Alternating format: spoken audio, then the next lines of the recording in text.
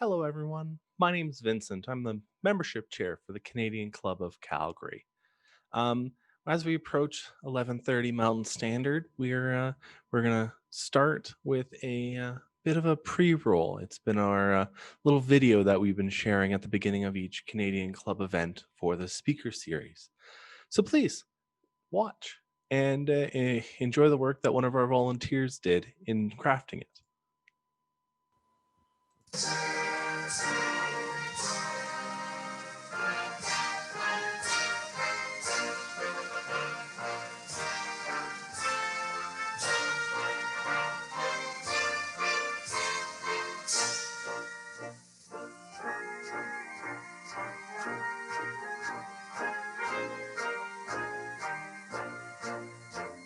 Of Calgary. We have Richard Hare, president.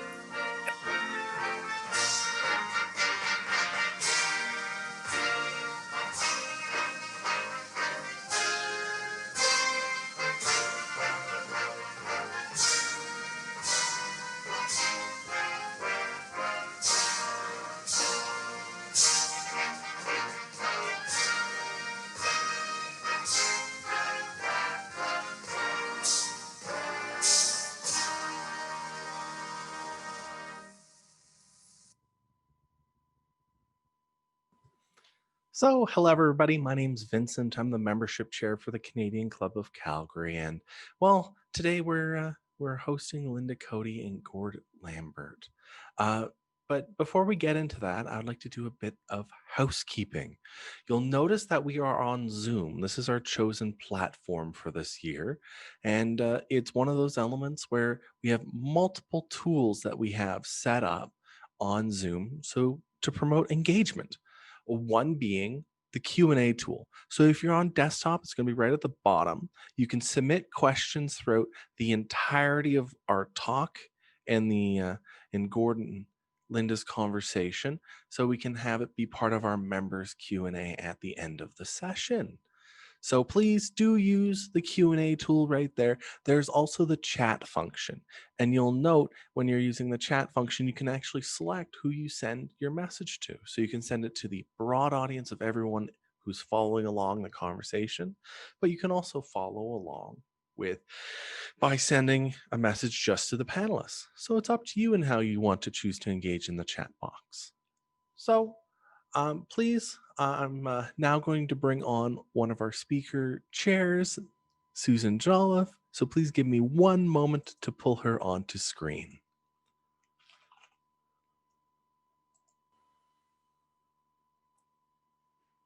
Okay, ready? We're ready. All right. Well, thank you very much, Vincent. Yes, as he said, my name is Susan Jolliffe, and I'm co-chair of the Speaker Committee for the Canadian Club of Calgary. I'd like to welcome everybody this morning for our December presentation, How Does Alberta Fit into the Changing Global Conversation on Climate and Energy Issues? I would like to take this opportunity to acknowledge the traditional territories of the people of Treaty 7 region in southern Alberta. The city of Calgary is also home to the Métis Nation of Alberta Region number 3. Thank you for joining us. Today we have members joining us from the Canadian clubs in Ottawa, Edmonton, Vancouver, and of course we have many other people who are not members that are just joining in because we have such a fabulous presentation coming up for you today. Thank you for joining us. Our format is a little different. If you've been to any of our other Zoom presentations, we usually have one speaker that makes a presentation, and then we have questions and answers. Today, we are going to have two speakers who are going to do their own questions and answers first, and then we will open it up to our members at the end. So as Vincent has already told you, all those ways that you can get in touch with us. First of all, Linda Coady. She has had a very distinguished career. As Vice President of Environmental Affairs and Enterprise for a BC coastal group of forestry companies, she played a very key role in ending what they called the war in the woods. She's also accepted positions with World Wildlife Fund and recently Enbridge as Chief Sustainability Officer. And in 2019, she was the advisory committee to the Government of Canada on the Indigenous economic participation in the Trans Mountain Pipeline. In March 2020, she assumed the role of executive director at the Pembina Institute, which we're going to hear a lot about, which is Canada's foremost think tank on energy and environmental issues. Our second presenter, Gord Lambert, brings over 40 years of experience in the energy sector, including 17 years with Suncor as a sustainability executive in residence, Ivey Business School of Western University. He recently completed a 16-month term as the interim CEO of the Alberta Energy Regulatory during a period of significant organizational changes that challenged many of these issues. Please welcome our joint presenters, Linda and Gord. Thank you. Hi, everyone. It's a real thrill to be here with you and share some thoughts, and to be with Linda, who is, let's call it, clearly she's a wicked change agent. And she does that by listening better than any other leader I've run into. And also she's a bridge builder of high order. And so when you have solutions that are needed, Linda is one of those go-to people by governments and other stakeholders to find those solutions. So we're going to have a chat here today on climate policy and what the implications are for Alberta. And I'll be asking Linda some of those questions to get the conversation going. So Linda, I think you have some slides to introduce Pembina. Yeah. Hi, everybody. I feel like I'm on Star Trek, kind of beaming in it. Beam me out of here, Scotty. Beam me in, Vincent. Anyhow, I think we're all long enough in tooth on Zoom to know everything that can go wrong here. But I'm very glad to be with you. And I'm really, really pleased that Gord could join me today for this conversation. It's such a timely issue. You know, what is Alberta's role in the local and the global conversations around climate change? And I just want to thank Gord and Susan for that kind introduction, but also note that Gord and I have a lot in common, besides the fact that we're both longtime sustainability practitioners. We're both really bad at retiring. So I don't know if anybody else has that problem. If you have any solutions for us, please put them into the chat box. But Gord and I are having trouble, navigating that. But anyhow, I'm very pleased right now to be able to we'll start. I'm just going to tell those of you who don't know that much about the Pembina Institute. If it works here, I'm going to share my screen. And I just got a few slides of background about the Pembina Institute and our role in Alberta. Hopefully this works, everybody. Share. Can you see it? Gord? We can see it, Linda. Can you see it? Okay. We'll just do a quick introduction for those of you who aren't familiar with Pembina. So what are we about? We're about advancing Canada and Alberta's pathways to a low carbon economy and a clean energy future. And we work for progress on climate, energy, and environmental issues through strong and effective policies that can support communities, the economy, and a safe climate. And basically, our business model is that we do research and analysis, we convene diverse stakeholders, and we try to come up with credible perspectives to current challenges in these areas. I put this slide in because I wanted to remind everybody that Pembina goes way back in Alberta. 1982, the Pembina Institute was established by a coalition of citizens in Drayton Valley to demand environmental reform after the worst sour gas explosion in Canadian history occurred in Lodgepole, Alberta. The incident blew out of control for 68 days, killed 3 people.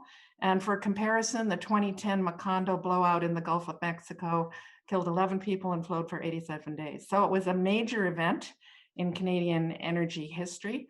And the citizens, local citizens got together, they demanded reform. They put through, I think, as I recall reading about it, about 320 recommendations to industry and government for improvements, and all 320 were accepted and formed by local school teachers, and then became the Pembina Institute. So that's how far back we go in Alberta's history. I just have a few slides here to bring you a little bit more up to date from then 35 years ago, some examples of the kind of projects that we're involved in. Here's the Landowner's Guide to Oil and Gas Development in Alberta that Pembina put out several years ago, now in its 3rd edition. Also, some of you may remember us for our Alberta Narratives project, which is a really unique project, still ongoing, a community-based approach to understanding different perspectives and reconciling those perspectives on climate and energy issues. It involves 75 individuals and organizations, 55 workshops, here are the pictures, attracted global interest from as far away as Scandinavia. Really, this project was about finding the language that can bring people together around climate and energy issues in order to create a more diversified economy that can build on Alberta's core values and core competitive strengths. A few more examples of the projects that we're involved with, have been involved with in the last year. We have something called a Business Renewables Center, which connects buyers and sellers of renewable energy. And in 2020, that center helped deliver a purchase agreement in Alberta that involves $70 million and 300 jobs. Also, we have a municipal clean energy outreach during the past year, all online, 6 events, 700 local leaders and participants interested in learning about clean energy strategies and opportunities in their communities. We also have a project called Alberta's New Energy Economy Map, which features 86 Calgary businesses, has had over 6,000, almost 7,000 visitors to the site. Plus, this was a record for us in terms of our webinars. We attracted 752 viewers to a webinar on the role of Alberta women in energy transformation and economic diversification. So we get it in Alberta. It's about jobs and it's about community sustainability. And we don't just talk about jobs in the renewable energy sector, although there are some there. We also talk about jobs in oil and gas, in environmental wells cleanup, the program that's going on right now, in new technologies for methane reduction. Here's a pie chart showing 6,900 jobs potentially available between now and 2030 in those 2 areas. We recognize that this is a period of tremendous change in the energy sector, and part of our purpose is to support a sustainable future and livelihood for industrial, rural, and Indigenous workers in Alberta and the communities in which they live, to ensure that no one is left behind. So this is, if you're interested, you can go on our website and read more about this report and other reports. So if you want to support our work, please get in touch. Thanks. Okay, that's the commercial. Gord, let's get going on the conversation. Yeah, let's dive in. And the first theme we want to just touch on is where does Alberta fit in the climate conversation? And for background, before I ask Linda to give her views on this, it's just good to take stock of how many dimensions there are this conversation that are going on. There's policy, of course, with the recent federal government announcement of the carbon tax pricing that's going to be in play looking forward. There's finance elements, which are capital markets are now engaged on climate risk, and they're calling for action.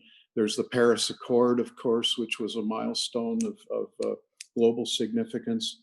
And there's dialogue, as Linda touched on methane and how we go about finding solutions of clean tech and innovation and otherwise. So Linda, with that as backdrop, where does Alberta fit in the climate conversation?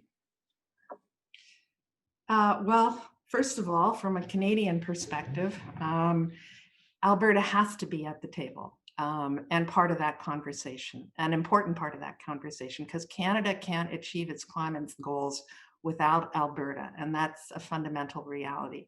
So the issue isn't whether we need to be at the table. I think the more important question is, how many other people is Alberta influencing who are in that conversation?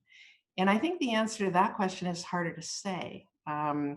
So one thing for sure, though, that I'd like to put on the table for people today to think about is that we're not going to influence anybody else in that climate conversation if we don't have a credible plan that demonstrates progress on GHG emissions reduction and methane reduction between now and 2030. And that can in turn provide the platform for further emissions and getting to carbon neutrality by 2050. We need that plan. Alberta has many, Gord just talked about some of the pieces that need to be part of that plan. Alberta has many of those pieces on the table already in clean tech, renewables, efficiency, as well as in economic diversification in sectors like critical minerals and sustainable agriculture. We have lots of solutions-oriented companies and communities doing great things in Alberta. But the pieces aren't connected with what else is going on in Canada and the rest of the world. And the Alberta conversation on climate is arguably missing a North Star. Where are we heading on this? Companies are making pledges and governments are releasing roadmaps and frameworks. The jigsaw is there to be put together in a more cohesive manner around a goal that can provide an organizing framework with milestones along the way. You know, at Pembina, we recently did some polling of Albertans on what that goal should be. And 68% said they would support a goal of achieving net zero emissions by 2050, which, as you know, as Gord said, is the Paris goal, the Canadian goal, and will soon be the Biden-Harris government goal in the US. Now, in terms of that 68%, if you break it down by age, 80% of the 18 to 24-year-olds were in favor of it. 70% of the 24 to 44-year-olds supported it. 66% of the 45 to 64-year-olds support it. And Gord, 61% of our demographic would support it too. So I think that's an indicator that Albertans know where they want to go on climate and energy issues. They even have a good idea of how to get there. The challenge is to get past some of the polarization that is currently preventing people from engaging on it. Oh, that's great, Linda. Yeah, and as you said that, in my demographic, if you have grandkids, you care about this issue in a huge way. So yeah, creating the future is to leave things in better shape for them. The next topic I'd like to dive in on is if climate is the topic, is the what we need to address. I think the how needs to be examined. And we have seen polarizing behavior, not just on the climate and energy conversation, but polarization seems to be totally inherent in how we engage on many issues nowadays. So Pembina plays right in the middle of that. You guys are often a lightning rod for criticism on all sides. You're either co-opted by the environment NGOs or you're collaborating with industry. It's never easy ground. But where does Pembina stand in this polarized landscape, and can this dynamic be changed, do you think? Well, I have to believe, I wouldn't be here today and I wouldn't have joined Pembina if I didn't believe it could change and that it very much needs to change. So yeah, like you say, Gord, we stand in the middle. So we do, we are the Alberta-based environmental group in Canada. Our roots are here and we're not going to abandon them. Our history is one of constructive engagement on environmental improvement while respecting differences and bringing not just critiques, but also solutions to the table. And that goes right back to that Citizens Coalition in Drayton Valley and the school teachers and the shop owners that were part of it. So we have, as Gord knows, because he's been an important person in Pembina's history, Pembina has a track record of working with diverse stakeholders on tough issues, contentious issues, including oil and gas companies like Suncor when Gord was the sustainability lead there, and many others. And And I want to emphasize that when governments demonstrate leadership on climate and energy issues, we recognize that too. Like the leadership the government of Alberta demonstrated going back to 2007, when it became the first government in Canada to oppose a carbon tax on heavy emitters. And it should be noted that carbon tax is still in place today and has received federal support for being up to snuff with Canada's national carbon tax. So, and there's more. Alberta has successfully executed a coal phase out that is several years ahead of schedule. And there's Emission Reductions Alberta, Alberta Innovates, COSIA, CRIN. There's much to be proud of in Alberta, and that Pembina has supported. 15 years ago, Pembina wrote the first report on carbon neutral oil sands. But the fact remains that there is still much that has to be done. The world of energy, supply and demand, geopolitics, technology is changing dramatically, and Alberta is now in a highly competitive global race for solutions. And you and I have talked about this, Gord, many times. We both think that what this means is that we have to bear down on those solutions in an Alberta context, particularly the ones that play to our natural comparative advantage and are going to be a significant and needed part of the low carbon transition globally. So I'm talking about things like methane reduction, hydrogen, efficiency, carbon capture, renewables, storage, geothermal, critical minerals, sustainable agriculture, nature-based solutions, advanced materials, digital and AI. All of these things, we've got to get behind them and support the heck out of them. It means we have to engage people on a vision for the future in which Alberta, with a more diversified economy, is a competitive supplier of low carbon products and related knowledge and technology. For what it is worth, my experience has been that when you're dealing with a highly polarized situation, you need to reduce your scope and focus more intently on one or two things that most people can agree upon. And if you can make progress on those one or two things, it gradually takes down the credibility of the sometimes louder voices and more extreme positions that are at the other end of the spectrum. No, that's very helpful. Thanks, Linda. And, a couple of reflections personally on this playing field that we're working on now is that, we have to get to the point where we can agree to disagree and do that respectfully. And, that comes with listening to different views. And it's good to actually agree to disagree on occasion. I mean, that's not failure. That can be success. And the other thing I think puts Pembina in a tough spot is you do deliver truth to power. And, that's often required as well as part of the change agenda. But third thing I'll just highlight is Alberta has been a pioneer in many respects on multi-stakeholder solutions to environmental challenges. A couple of things in my career that were highlights are CASA, the Clean Air Strategic Alliance, which was a multi-stakeholder table seeking solutions to airshed management and to regional air quality issues of all sorts and providing advice to government. Martha Kostick was a real pioneer at that point in time to help do that multi-stakeholder, set the table for that. And Pembina was a co-chair of the Clean Air Renewable Energy Coalition in 2001 that led to the power purchase incentive program of the federal government that took Canada from 150 megawatts, lowest of any OECD country of wind power, to now where it's many thousands of megawatts and it's legitimate. But in 2001, that was a pioneering step. So just to highlight that, multi-stakeholder solutions are there. I just lament that we don't do more of that type of work, and hopefully we can get back on track on that.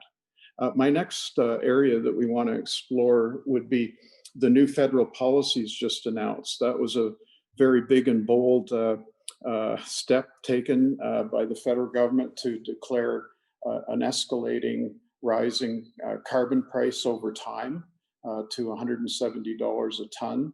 It no doubt it's prompting lots of feedback and lots of conversation just in of itself. But I'm wondering if you could just comment on the new federal approach and what your reactions to it are. Yeah. Don't forget to breathe. $170 a ton, but it's 2030, right? And it was going to increase by $10 a year, and they've upped that to 15. But you're right, it is bold. And it's not the only piece on the table federally. We've got a new framework for accountability. For again, it's performance against targets, big hydrogen strategy announced yesterday, roadmap for small nuclear reactors coming out tomorrow, new standard for clean fuels, which should create some really interesting opportunities for investment in Alberta, I think, or we at Pembina believe, a new commitment to the rights of Indigenous people under UNDRIP, the UN declaration, and at least, I don't know if my math on this is right, Cord, but at least 30 billion, according to my math, in investment in new infrastructure for clean transportation, bridges and power, as well as in jobs and technology and innovation to support both economic recovery from COVID, as well as the transition to a low carbon economy. So a lot going on there. And most of these announcements just coming in the last couple of weeks or even days. So I don't think everybody's had time to digest what they mean. But overall, I just go back to what we were saying at the outset of this conversation. There are a lot of new pieces on the table right now, federally, but also provincially. The province has been rolling out a number of announcements and frameworks around many of these same issues, geothermal, critical minerals as well. So there's a lot there in front of us right now. A lot of it is new. Some of it was brought to us by the pandemic, but seize the moment, that can support investment in jobs and sectors that can be competitive in a carbon constrained world. That doesn't mean there's not going to be change, but it means that, we do have the time to properly plan for that change. And to make sure that it's fair and equitable and that no one gets left behind. But that means taking those pieces and making sure we have smart regulations, a collaborative approach to innovation, Gord, which you have been a real leader of in Alberta through COSIA and other forums, strategic infrastructure, effective tax policy, and lots of individual skills and talents, human skills and talents. And it will require bringing people along. The provinces obviously have to be engaged, highly engaged in what the federal government has announced. Alberta should seize the moment, embrace net zero as the North Star for 2050, and use some of these new pieces and tools on the table to engage Albertans in building their own plan for 2030 and beyond, and take it out there and engage other Canadians on it. What do we have to lose? I fully agree. As you know, both Linda and I served on the Alberta Climate Leadership Panel, so we were holding the lightning rod on carbon pricing. But what we heard from experts when we did that work, and we held 17 workshops as part of developing that, was that you needed certainty on the price. That if you have a environment where the price level isn't known and it's changing at a whim, it doesn't allow consumers to make the conscious decisions and choices that they need to make, and how they behave and how the types of products they purchase, that kind of thing. So pricing certainty matters, and it does need to be material enough to have an impact. And also how you use the revenue matters hugely. And in energy transition, patient capital is required. And I'm hopeful that if the revenue is used wisely, that it can help to accelerate that transition that we're in the middle of. And we've seen it with Alberta, by the way, with the phase out of coal, which has happened at an accelerated rate. $2 a gigajoule gas has helped a lot, but you know, it was that with a combination of knowing the companies knowing that climate was here to stay as an issue and that they needed to begin to adapt. So yeah, some progress that's evident, and we'll see how this debate of the new carbon price plays out. The next theme I want to touch on would be sustainable finance. It's been a huge shift in the playing field these days that capital markets are very front and center in evaluating climate risk and really putting pressure on companies, not just on their environment, social, and governance aspects, but also on how they're adapting and responding to climate risk. So, Linda, that's been a development over your time frame on the topic. Can you share some views around that, on the impacts? Yeah, well, again, the whole area of finance and sustainable finance, you know, in motion, lots of change occurring. That's, you know, the COVID has, the change was happening before COVID, but like as in energy markets generally, the pace is accelerating. So from an Alberta perspective, I'd say there's both risks and opportunities on the financial side here. So we're definitely seeing capital markets being far more engaged in scrutinizing capital risk. And the divestment movement is putting much more pressure on carbon intensive industries. But at the same time, go back to those pieces on the table, provincially and federally. Some of them should be able to help secure capital for Canadian companies and ensure that they stay on a competitive footing as the global markets look for cleaner options. So there's treatment for energy intensive and trade exposed companies, and that's part of the Alberta tier program in terms of the tax that we have in Alberta.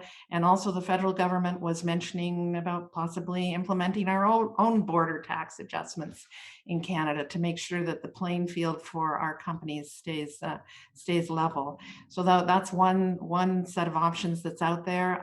There's green bonds, of course, but in addition, you know, the expert panel on sustainable finance that we had in Canada last year recommended a category of assets for transition finance that can help direct capital to new investment in industries that are reducing emissions, but are going to take longer to do it and be more capital intensive. So industries like oil and gas and cement and fertilizer, so heavy duty transportation. So that is, you know, in the dock right now in Ottawa. Minister Freeland is setting up a sustainable finance action panel. The Canadian Standards Organization has a working group on this transition finance right now. We may see some new federal guidelines come out about these issues and other ways, other mechanisms for Canadians to invest our own RRSP money in technologies and companies that are on the forefront of emissions reduction. So we need to be able to use these tools. Some of them are new. They're not all going to work perfectly, but they are there and they are available, and they're hopefully coming soon to theaters near us in Alberta and BC and elsewhere in Western Canada. And I just mentioned that recently Pembina was involved in the certification of a third-party certification for natural gas with 7 Generations Energy in Calgary, Énergir, a big natural gas supplier in Quebec, and a certification called Equitable Origin. So these things are here. They're tools in this whole area of environmental, social, and governance. And like the solutions we mentioned earlier, we've got to get better at using them. We've got to try them out. We've got to find out what works for us. That's great. And yeah, there's a lot of reason to be optimistic of us capturing the opportunity side of this. It's been really inspiring to see some of the success stories in Calgary with clean tech firms. And we've got such talented people like former colleagues like Judy Fairburn and others who are just trying to drive that agenda and make sure that we compete for capital investment with any jurisdiction in the world for our clean tech expertise and otherwise. But in the world of many moving parts on climate, another one that we just want to touch quickly on would be the US election and the impacts of that, because it's a dramatic change from the Trump administration, where it was no progress on climate, or at least very very little ambition there. And to Biden's administration, where he's now appointed tremendous leadership to the topic, and he's going to drive a economy and climate agenda. Any thoughts on that, Linda? Well, it's a very exciting time, and in terms of Canada-US relations, and again, talk about holding our breath, $170 carbon, a ton carbon, and how is it going to go with the Biden and Harris government?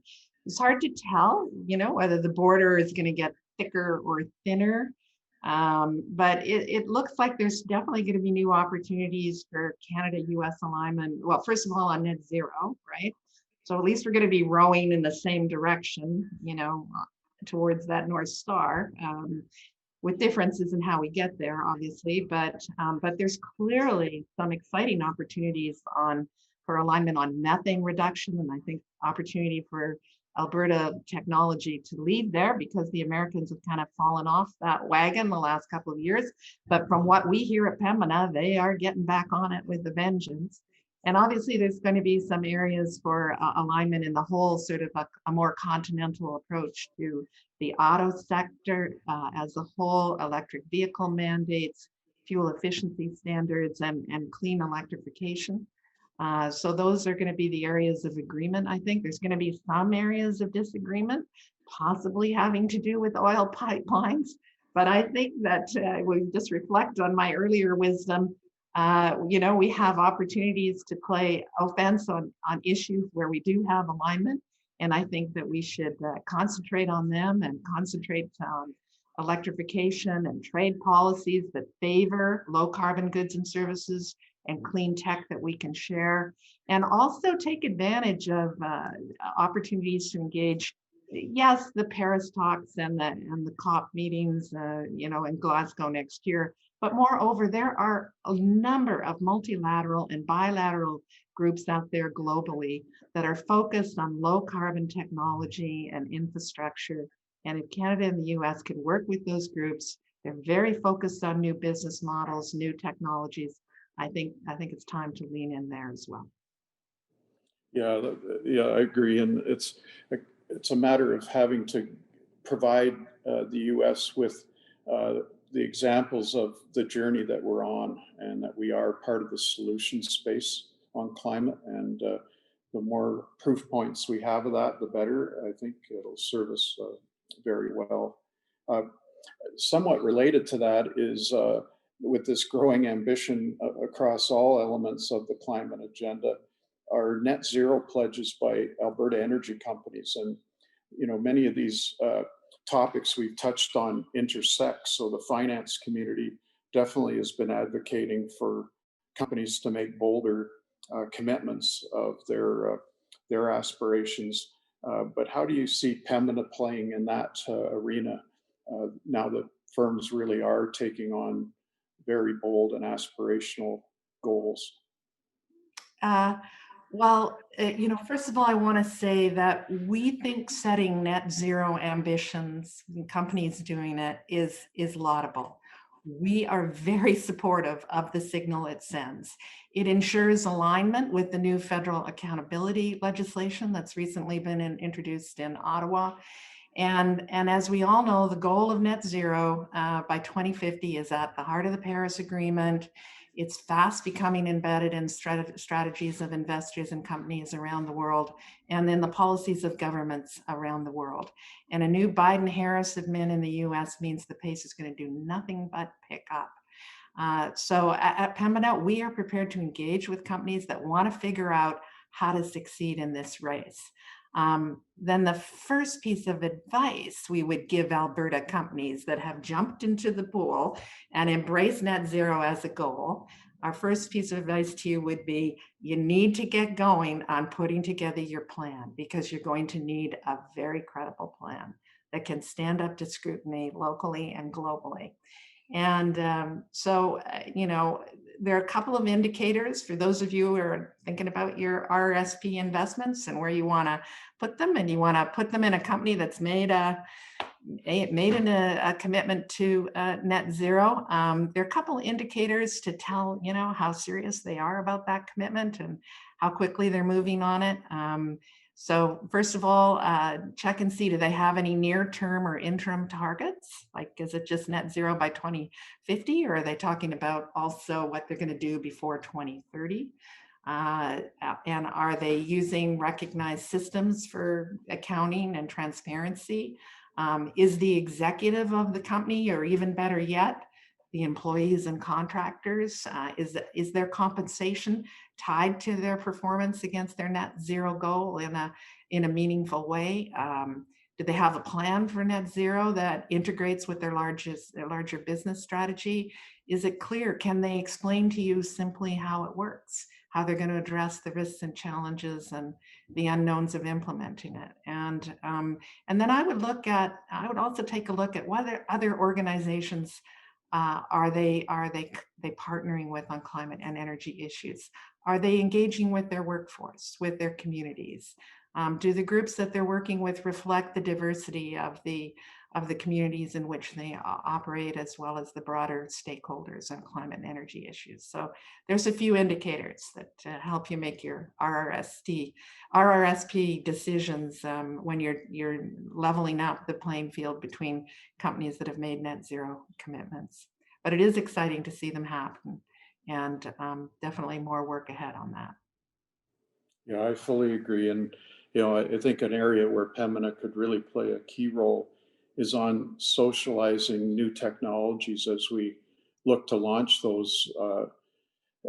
I think I have a worry that, you know, the unknown nature of some of these technologies could cause stakeholder concerns to hold things up if we don't educate the public better on what's being done and why. And I think Pembina could be an honest objective voice in helping to do that. Because if it gets to the regulators can make those decisions, but it's you know, not often fast. And I would also just highlight the role of Alberta Innovates, where I've been on the board, but you know, I think we have the ability to partner jointly with government and industry on a lot of this effort, and also collaboration across all parties, all companies, and otherwise. Any one company is not going to be able to do the heavy lifting required. So I think these net zero pledges are going to force us to innovate on new collaboration models, of which COSIA is a great illustrative example. I mean, it really is world class, and it's shared over $1.3 billion of intellectual property now. So, you know, we're not starting from scratch as we take this net zero step. So with that, not at all. And, you know, and Gord, you and Judy Fairburn being, you know, one of the key leaders and architects around the approach to collaborative innovation and technology and energy, you know, not just in Canada, but globally. So big accomplishment for Alberta there. Yeah, thanks. Lots to be proud of as well. And yeah, so with that, let's open up for some questions. So hopefully that seeded some ideas with our audience and some thoughts. So we'll open up the floor. Thanks. Fantastic. So again, as we, I'm going to bring on Patricia O'Reilly, one of our board members, to give a thank you to both Gord and Yvonne for their presentation. So Patty, I'm going to ask you to unmute and to start your video. And, you know, and Patricia's been on our board for the last 3-4 months. She's also she's been in a variety of roles at both Suncor and at the Suncor Foundation. So Patty, take it away. Am I on now? You are on. You are live. Okay, great. Hi, everyone. As Vincent said, I have just recently joined the board of the Canadian Club of Calgary, And today I have the pleasure of thanking our speakers, Linda Coady and Gord Lambert, on behalf of the club and all our members and all of you as well. I have known and worked with Linda and Gord for many years. And so when I learned that they were going to be our guest speakers today, I knew we were in for a real treat. And I have a feeling a lot of you knew that too, because we have fantastic attendance today. Linda and Gord, you did not disappoint us. Thank you so much. You touched on so many important topics. And really, really critical topics to our future and to our province. But the one thing I wanted to just focus on for a couple of minutes, and what has always struck me about both of you, and what came through so clearly today, is that your drive for change and your drive and desire to find solutions. You guys will smile at this, but I'm reminded of a colleague of ours, Mark Rudolph, who has a line at the bottom of his email, and he says, "There are no sides, only solutions." And the two of you, Gord and Linda, have proven time and time, no matter who you're representing, whether it's a corporation, whether it's a government agency or a government panel, a nonprofit, or an environmental think tank like Pembina. And Linda, you talked about this so well. How important it is to listen to other people, to find that nugget, to find that common ground where you can start to explore solutions and build relationships. And I really do believe that's the key to working with others and to finding solutions. And for all of us, as we look ahead to the challenges facing our province and our country when it comes to climate change and energy transition and the need for a healthy environment, I don't think there'll be anything that's more important than putting aside our differences, rolling up our sleeves, and learning how to collaborate and work together. And so I would just say that when you need some inspiration, some courage, or you're looking for a North Star, just think about Gord Lambert and Linda Coady and the experience and the lessons that they've shared with us today. So Linda and Gord, thank you so much for giving up your time and spending your time with us today. And I just want to wish you both a very happy and healthy holiday season. Well, thank you, Pat. Thank you. Yeah, thanks, Pat. It's very generous of you. Yeah. And back at you for the chance of working with Pat has been a highlight of my career. Likewise. Me too. Yeah. So perfect. Thank you so much, Pat. So my name's Vincent. I'm the membership chair for the Canadian Club of Calgary. Now we're going to be entering into our next section of today's presentation, which is the member Q&A. So we've had a great flood of questions into the Q&A tool, but also through the chat. But as we go there, we did prepare one or two questions in advance for this occasion. So Yvonne, Gord, as a person, I'm kind of programmed to be solutions oriented. I want to get ahead of things. I want to work on things. So I want to get and tap into a little bit of the advice you two were offering during the presentation, specifically on, you were giving advice for companies to create credible plans, both at the local level, but also at the national level. And I want to focus a bit more on that in that, you've both had long careers overcoming divides and bringing Canadians together. Do you have advice for this and the next generation of consensus builders? Never give up. Never give up. And listening is the term, the word that comes to my mind. I think it's a very underappreciated skill. And it's the way in which you get past positions that people take to what the underlying interests are. And often at the level of underlying interests that's where the creative middle ground shows up. So we often talk at positions, it's with the view that if we talk louder with better PowerPoints, people are going to be convinced why we're right and they're wrong. No, it's a case of listen and respond. And Linda is one of the best listeners I've ever come across, and it's a skill I try and practice myself, but it takes you quite a long way. Fantastic. And then building on that, there's been a mention of polarization in today's conversation. And I want to highlight one of the board members of Pembina, the Pembina Institute, was on Arc Energy's podcast to talk about renewables. It was Mr. Dan Balaban. And he highlighted there hasn't really been a good job articulating how it is an and rather than an or conversation on renewables and resource development. What needs to happen for the conversation to be better and to create a more fulsome discussion on the transition here in Canada? Yeah, well, Dan is, I think you mentioned it, Vincent, that he's the head of Greengate Power here in Alberta, and they're currently building, I think, one of the largest solar projects in North America. So it's very exciting happening in Alberta. Yeah, well, I think that in any type of conflict situation, if you can shift the conversation from or to and, you're making a lot of progress. So I very much to Canada's low carbon energy future, and certainly efficiency and electrification, clean electrification, expanded electrification are critically important pathways, and particularly in a domestic context.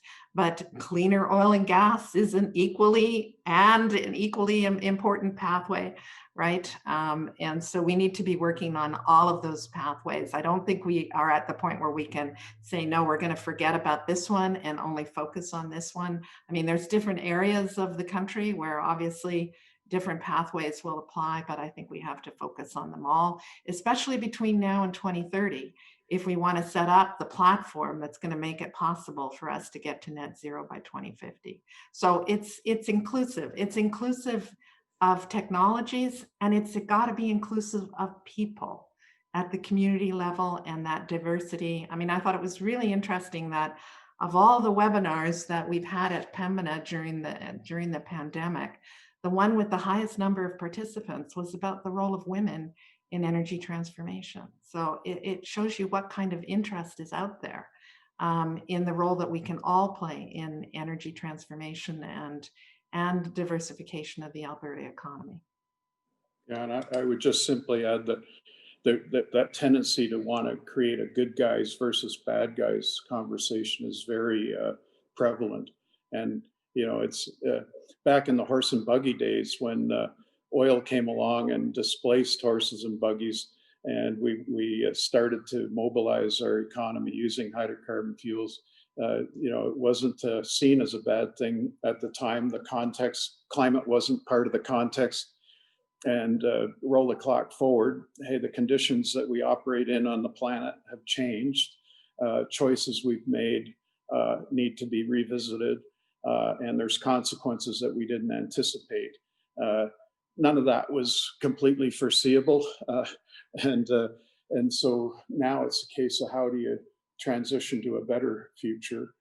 Architects are a great example of a profession where they do not beat themselves up over buildings that they've done that they have regrets over, because at the context of the time, it might have been the right design.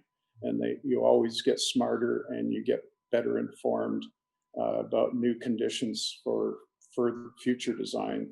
And I think we're in a mode where we have to think forward, not beat ourselves up over the past. Fantastic. So let's turn to our first member question. We have Dr. Bob Aska he's a fellow at the Institute for Public Economics and a former director there at the University of Alberta. Bob asks, does Pembina examine the demand side of the equation? That is, the global consumer's seemingly insatiable demands for more, bigger, better, faster, convenient, easier, etc.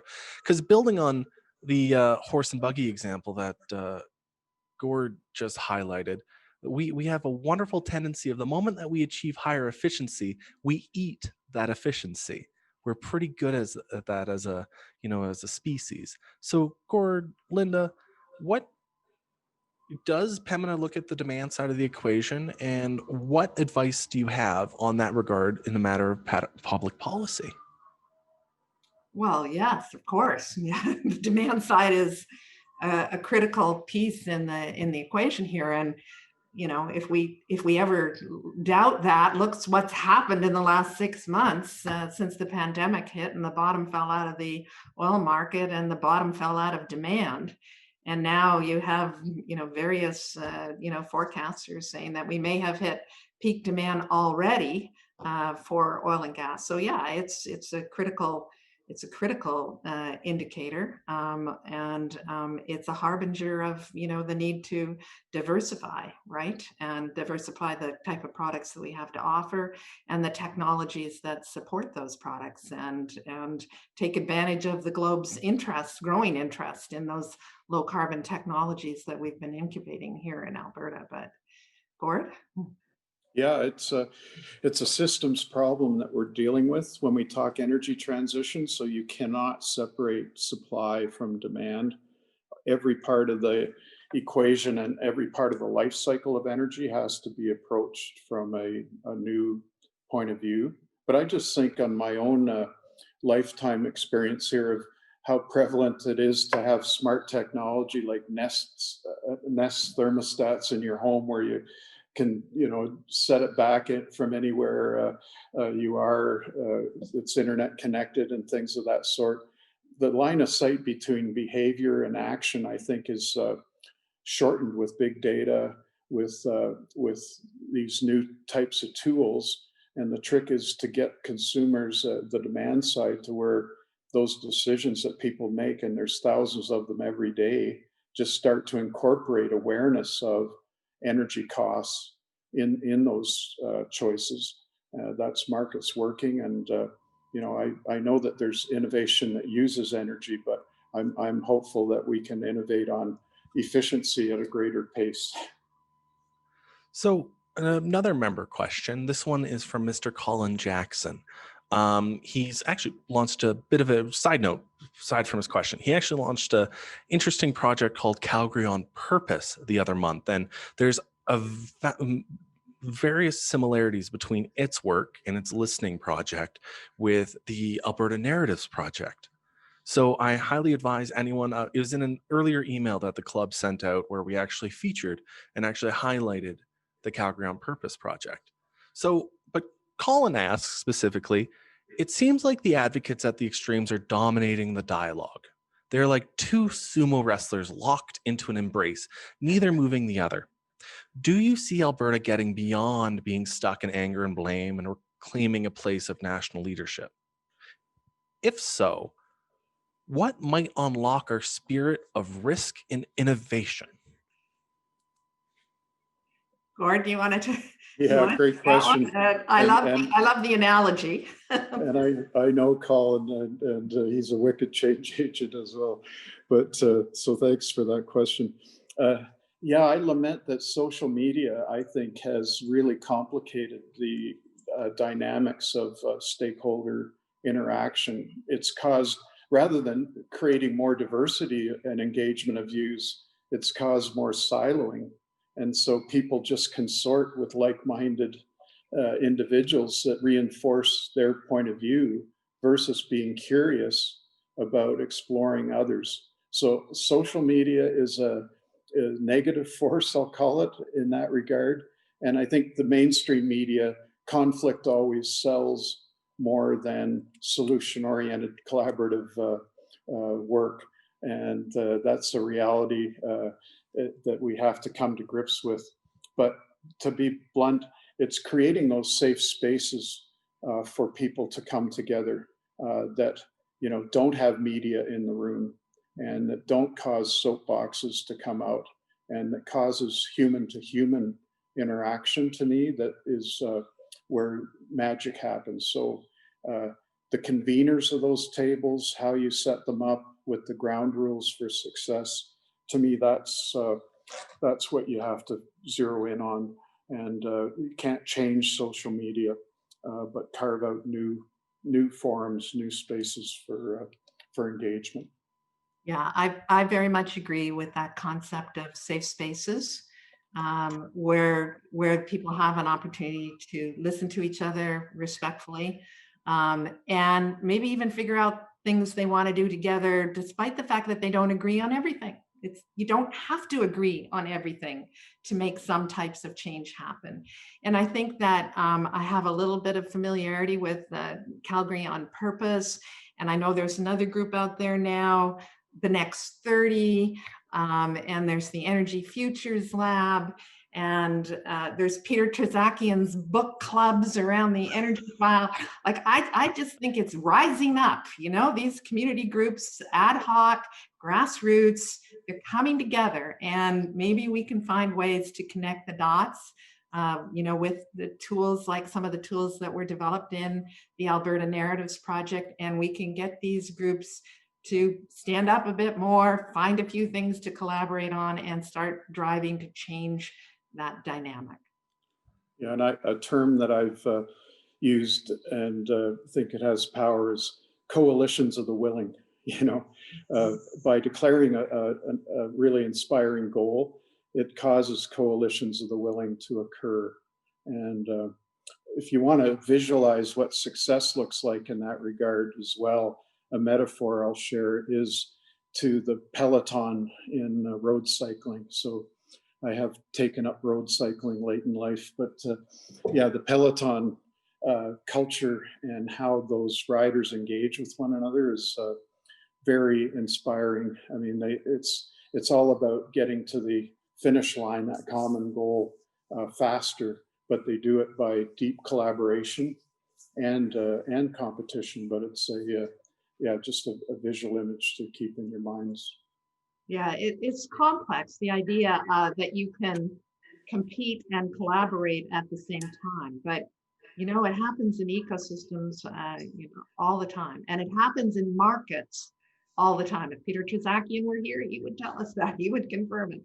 So it's complex, but those groups are important. And the touchstone for me now is to harken back to Drayton Valley and Rob McIntosh and the Citizens Coalition that got together there, and they drove change. Yeah. So we had another question in the chat box, specifically from Caroline Sanders. What can be done to educate people that the carbon tax will help bring investment into Alberta? Yeah. Okay, well, Gordon and I have been around this one for a while. I think we know the mistakes that have been made in that area. We might have been part of them. I think it's just very important that the engagement on this be continuous, because these are complex tools. They're not intuitive the way they work. There's a lot of concern about disproportionate impact and fairness in them. And, governments can't just set these things up and then expect them to run on automatic pilot. You actually have to have a continuous program of engagement with stakeholders and communities so that people, on an ongoing basis can understand why they're there and what impact they have on them and why they matter.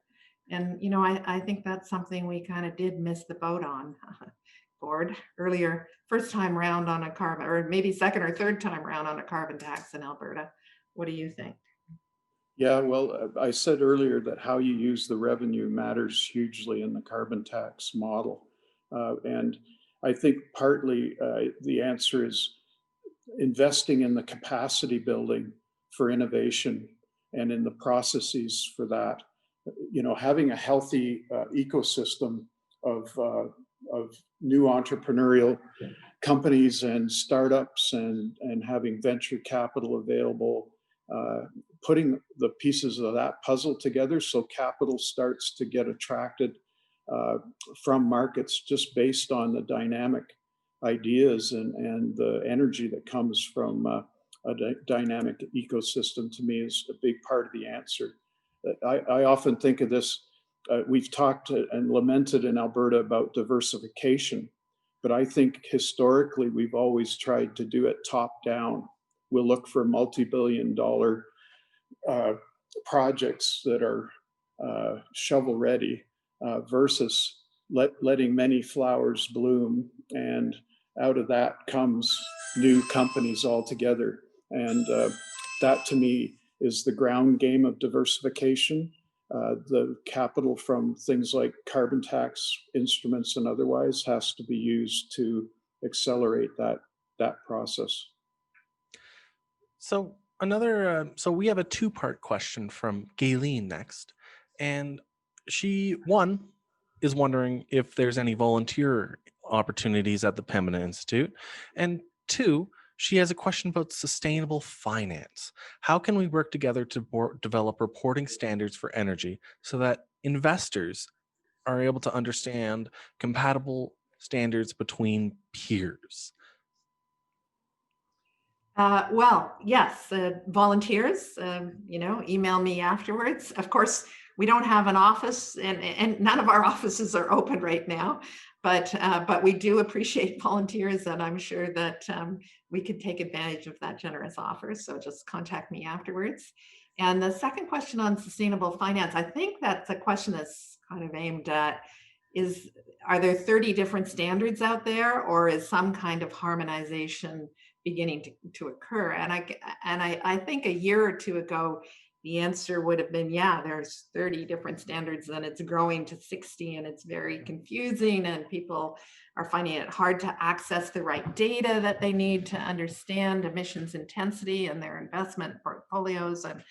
And that would have been the situation, I think, a year or two ago. But I think right now we are seeing some harmonization. We're seeing some of the major standards, like the Sustainable Accounting Standards Board in the US, and the Global Reporting Initiative, and the Carbon Disclosure Project, and others coming together now to form common frameworks.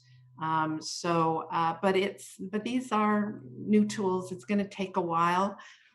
It's probably going to be another couple of years before all of that comes together. And in the meantime, if you're an individual investor, it just pays to try and stay informed, right, as best you can, and get access to the information that you need to make informed decisions. Gord, do you have some thoughts on that? Harmonization is coming, but it's not here yet.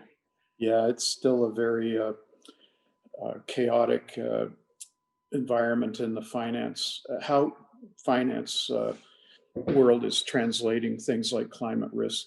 But like the financial accounting world, I think there will be a coming together and an alignment over time, but it puts companies in a tough spot. In the meantime, you've got to field multiple questionnaires, you've got to you've got all kinds of yardsticks that you're trying to meet, and it's takes up a lot of time and energy, for sure. So building into that, and one of our members, James Van Leeuwen, asks, in relation to the global energy transition, is Alberta's innovation challenge principally a matter of technical innovation, financial innovation, or social innovation? And he's including policy innovation within the scope of social innovation here.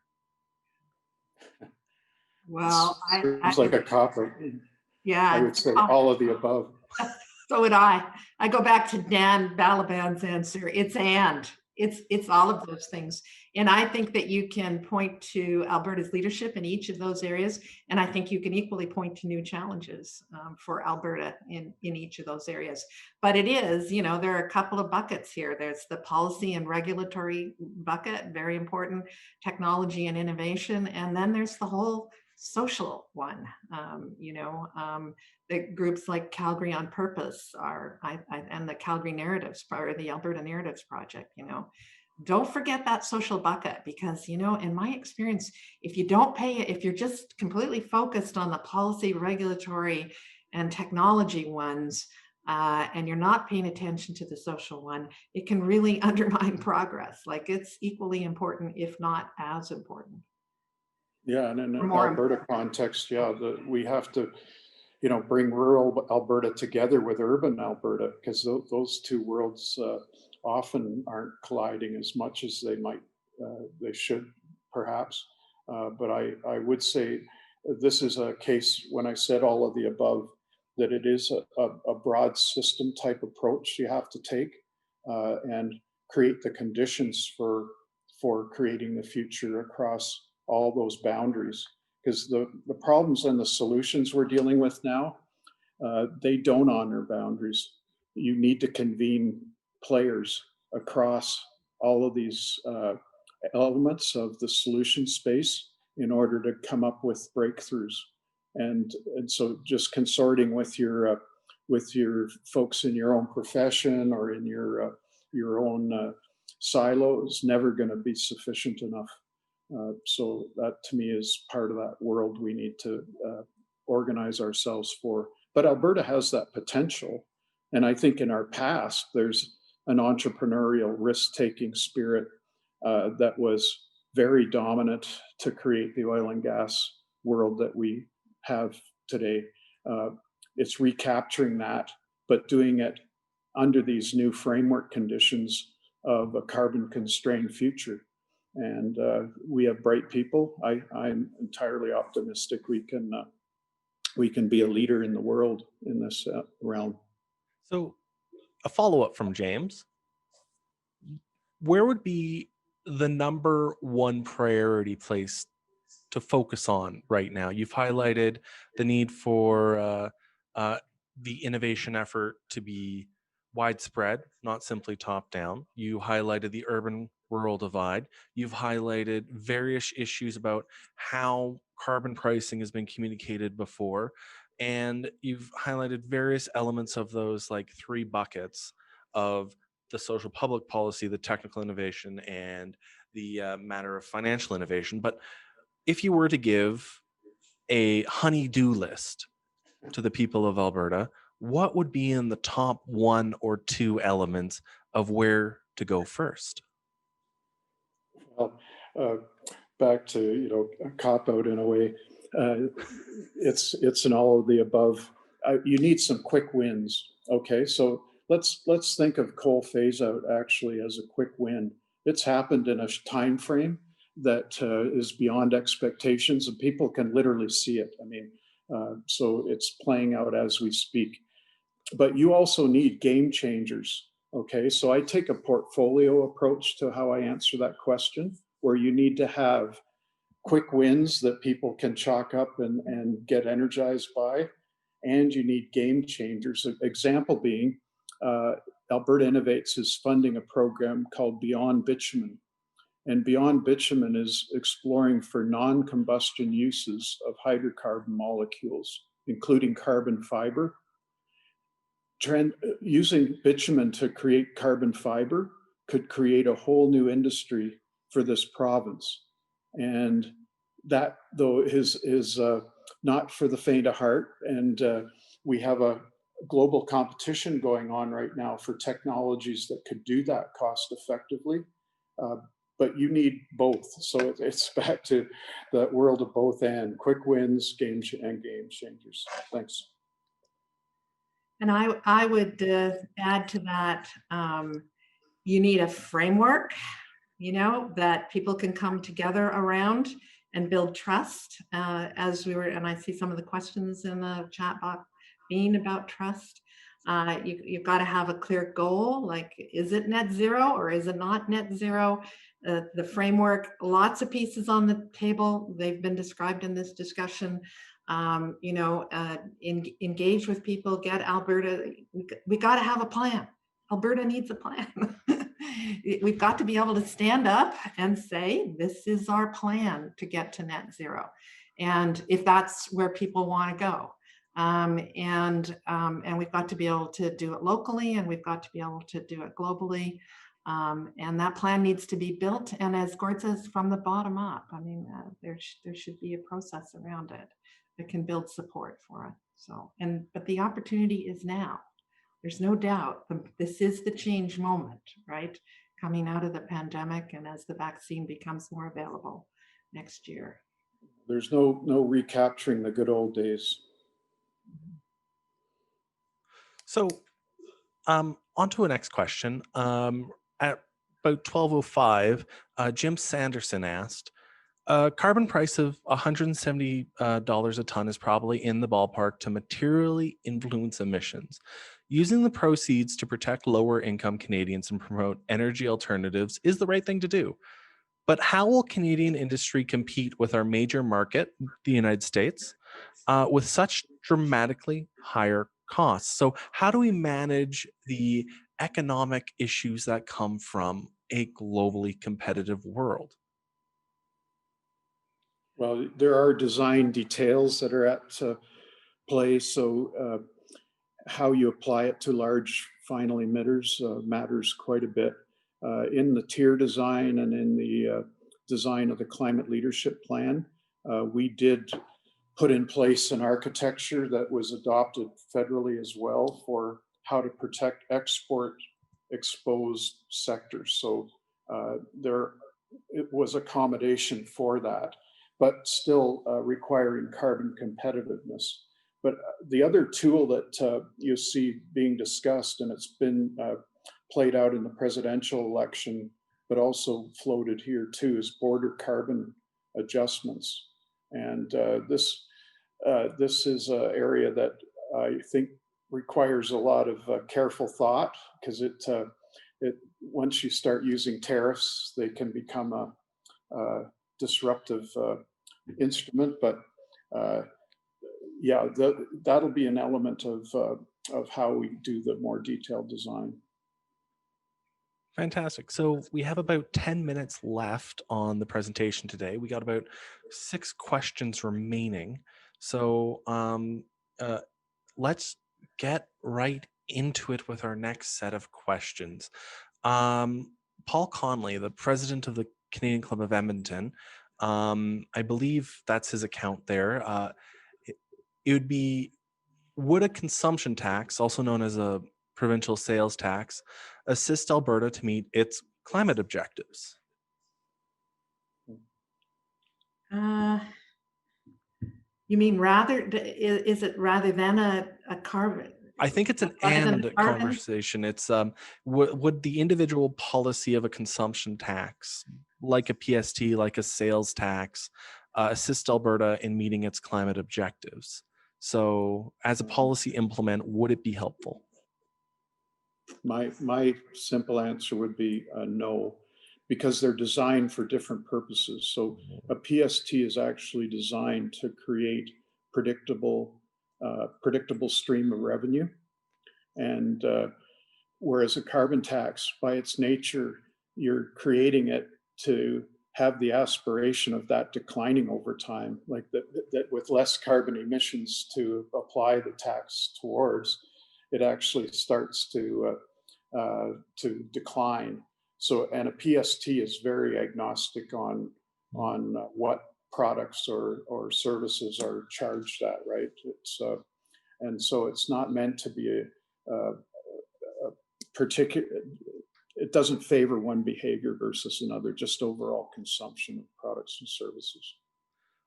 Yeah, so they're different tools designed for different reasons.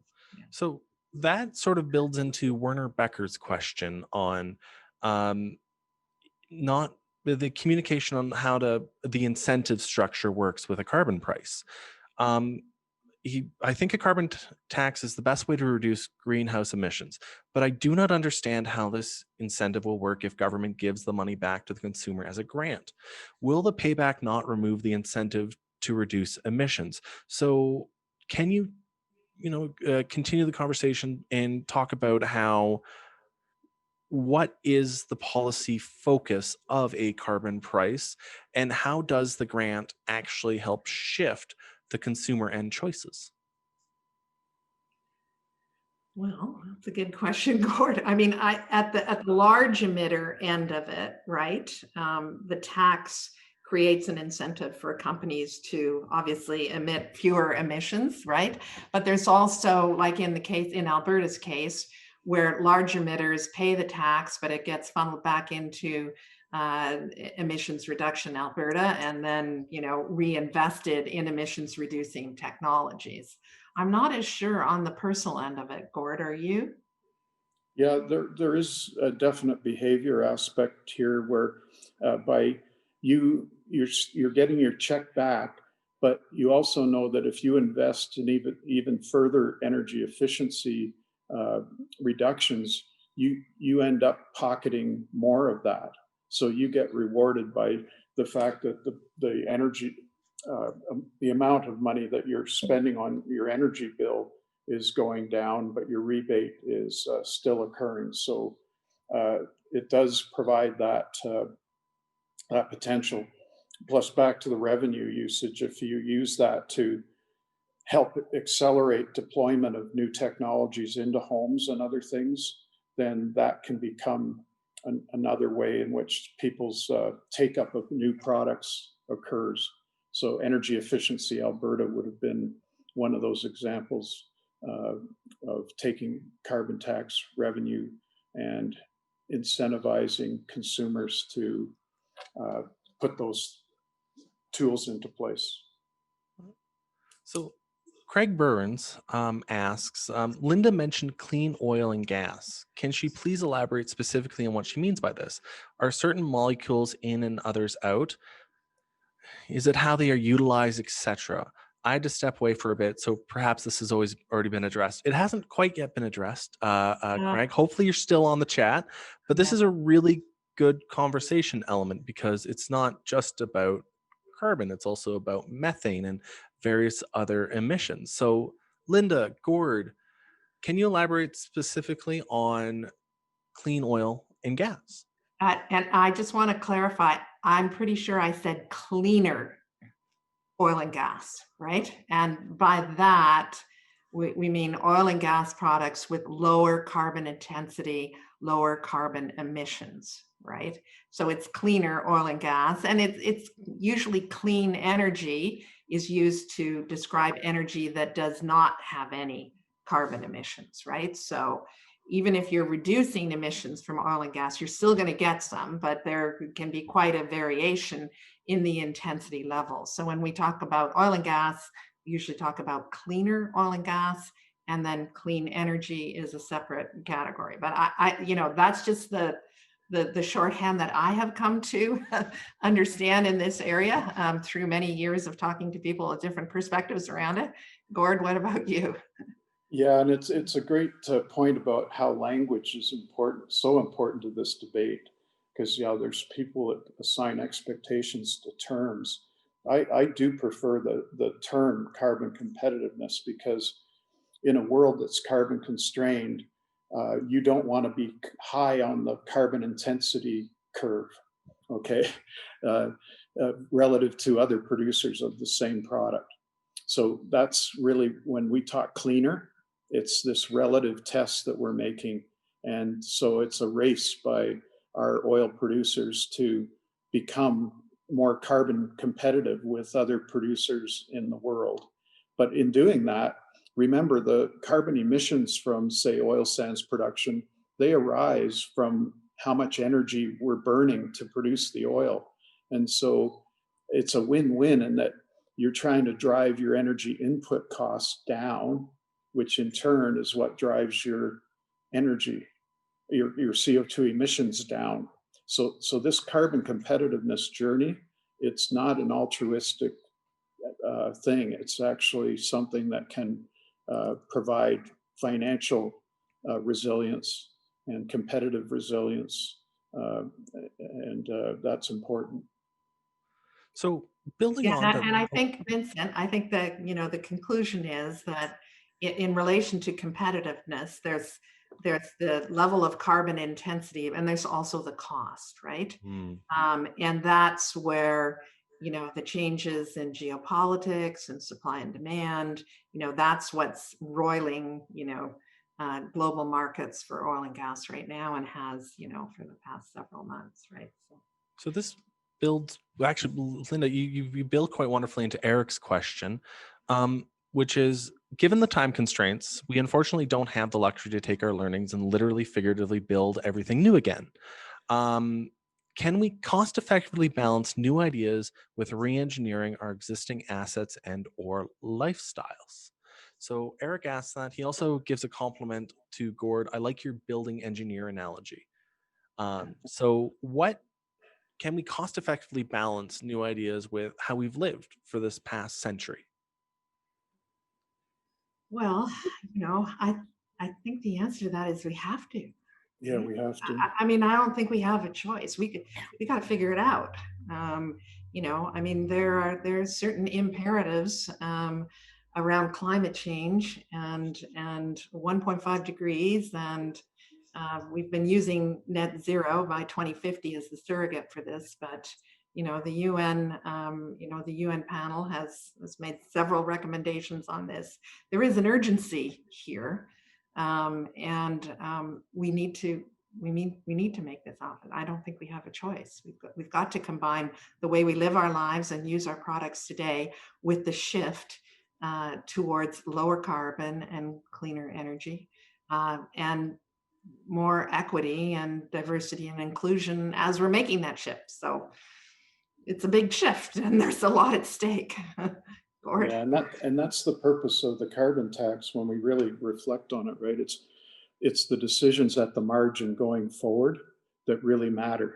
If you build a new building today and you choose to ignore the climate risk and energy efficiency design as part of your building process, you are locking us into an inefficient building for the rest of its life. And that's where it's both carbon tax and complemented by selective, smart regulation, things like building standards. When Linda and I were on the climate leadership panel, we had an architect tell us that in Alberta it was still okay to build buildings that were R5, and he said that was the efficiency of buildings back at 300 BC. So, in other words, it was not very progressive.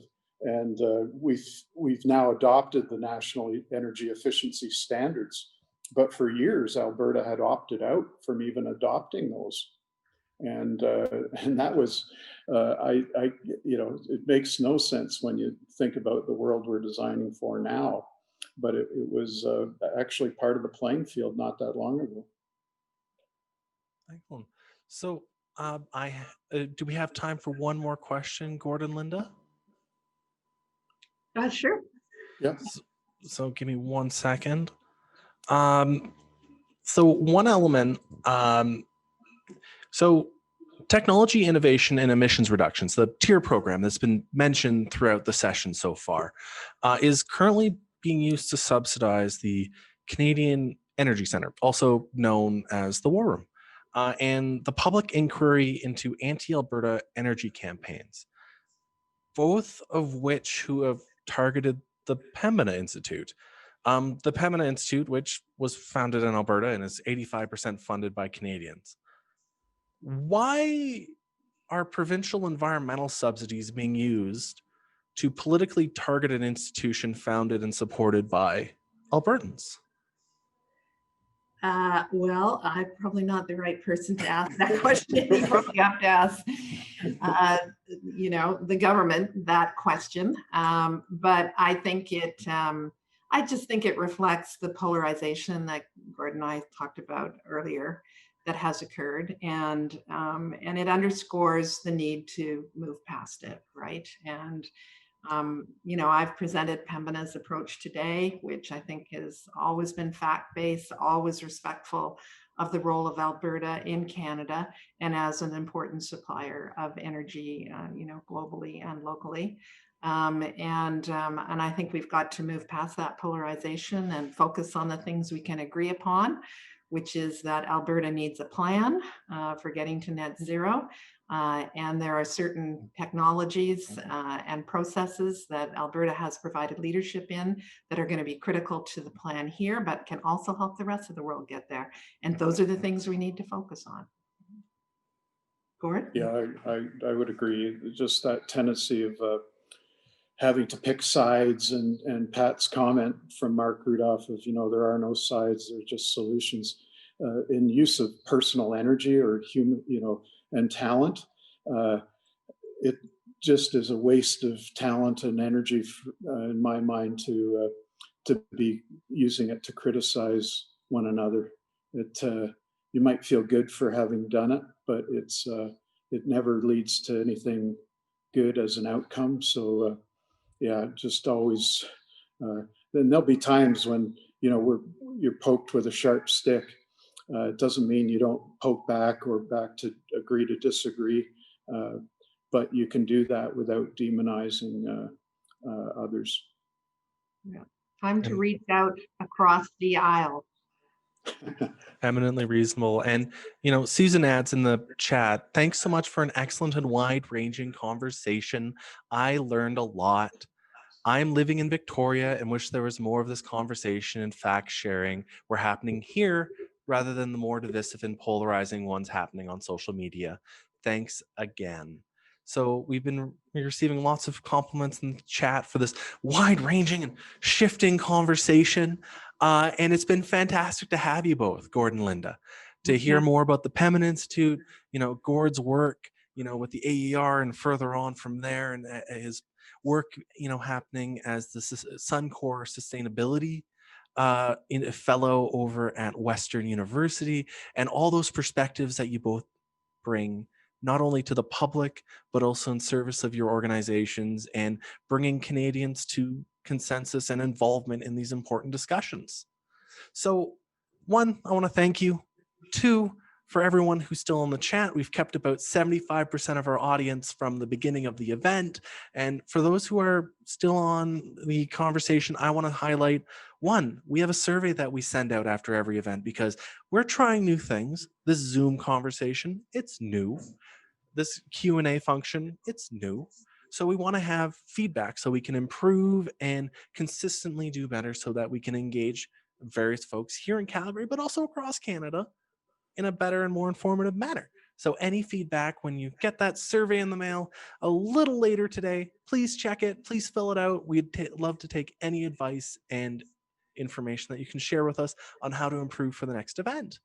Next, I want to highlight that we have our sister club up in Edmonton. They are doing an event on the social purpose of real estate with Graham Singh, who's part of the Trinity Centers Foundation. So I think Paul might share a link down in the chat about it. It's a really interesting speech that they'll be giving. The fellow, Mr. Singh, will actually be talking about churches and specifically these traditional community hubs and how to sort of bring them into the 21st century. One part, to engage more, two, create community hubs, because one, they have great real estate, and two, oh my goodness, there's places where communities come together. And finally, this is our last presentation of 2020. It's been fantastic to have you all on this strange journey that COVID has thrown us into, but also in our reforms that we brought to the Canadian Club of Calgary. As you know, we are a membership-based organization, so we rely on membership dues to not only function and exist. We are traditional tool set of raising revenue to pay for, food, events, and advertising and whatnot. Kind of fell away with the onset of COVID. We haven't been able to go to the Ranchman's Club to engage and raise a bit of revenue while also providing a cost-effective ticket. So yes, Mr. Conway did share a link to the Mr. Singh event, which you can find in the chat. But back to membership. Right now, the Canadian Club of Calgary has a membership drive. And one element of this is that if you renew within 2020, so by the end of the month, we add an extra year onto your membership at no additional cost, which is a key thing because you're doubling down on us during this time of transition and during this time where, the conversation, such as the ones that we've had today, that we had last month, and all the way back to June when we had Tiff Macklem, these conversations can't stop. Our democratic dialogue should continue no matter what the stress, no matter what the shifts that are happening. So I invite you not only to renew, encourage your friends, showcase and share the work that we're doing here at the Canadian Club of Calgary to involve and include more Canadians and more Calgarians into being involved in a conversation about what does it mean to be Canadian here in Calgary and across the country? How can we be that catalyst for conversation? So again, thank you for joining us today. Thank you, Gordon, Linda, for being a participant here on the conversation and taking our tough questions. And thank you all for being a participant with Thanks, the Canadian Vincent. Calgary. Thanks, Gord. Bye. Yep, I know. All right. Take care. Bye, everybody. Please fill out the survey.